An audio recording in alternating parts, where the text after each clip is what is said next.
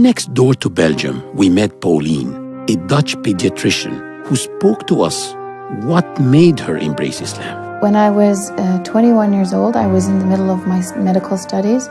It came to my attention that when I watched the news and it talked about Islam or Muslims, that all of the news, or predominantly all of the news, is negative. Especially when it comes to women, it's always very negative.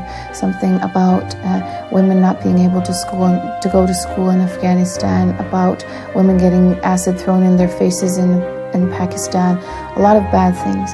And also in the climate that what was going on at that time in Western Europe where I lived, it was very anti-Islamic to my feeling.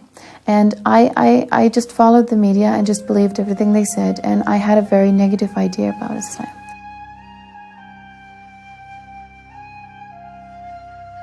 During that year when I was 21, I started to, in my free time, get some extra information about Islam. And the reason I wanted to do that is because I wanted to have more arguments about why this was such a horrible religion. I wanted to be able to debate people about it.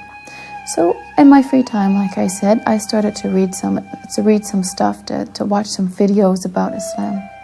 And in the beginning, I could still say, okay, I hate this religion, it's bad because of this and this and this. But as I read more and more, I started to really feel, I started to feel I liked it. There were things about it that appealed to me as a person, as a human being. I started to feel that, okay, I hate it, but yeah, this and this and this is kind of cool about it. And in the end, after months and months of reading some stuff, I found out that I couldn't say anymore that I hated it. The list of things that I liked was just too long.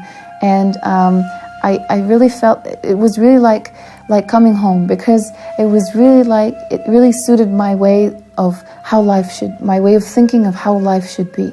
And I couldn't help myself and converted. So that's how I became a Muslim.